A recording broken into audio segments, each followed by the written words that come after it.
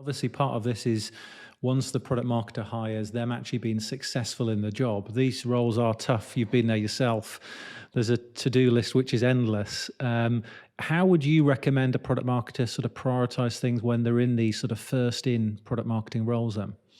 Yeah, so it's the same priorities I still set for myself weekly is customers over everything. So, coming into an organization, especially with fresh eyes, is actually a benefit.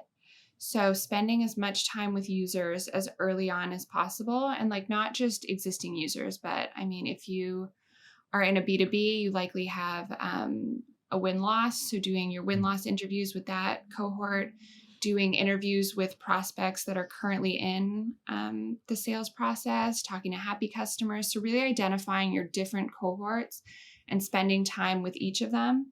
And then coming back and going, like, okay, I understand my insights throughout the journey.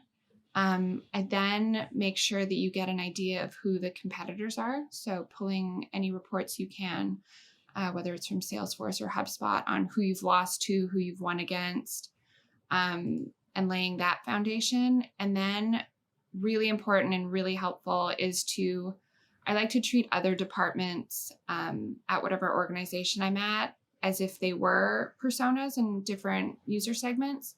So spending time with each department and understanding what are your what's your definition of winning? What does success look like to you? What are your biggest pain points? How do you like to consume information? Is it through a Slack message or do you prefer emails? So we had teams, our implementation teams at Amelia were always on the road. So sending them a Slack message, it would get lost. Our sales team, they don't have time to read long emails. So you'd want to send them a Slack message.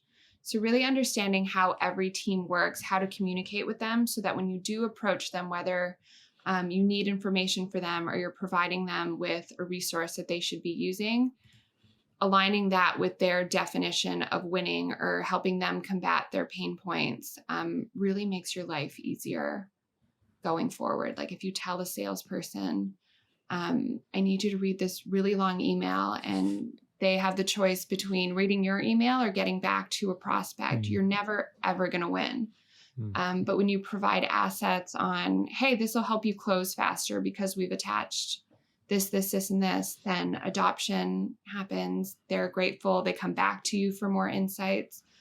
So truly learning how all the teams operate would be up there. So customers and internal stakeholders. I love it. I've never not heard actually somebody talk about treating their internal stakeholders as a persona. So I think that's a really smart idea.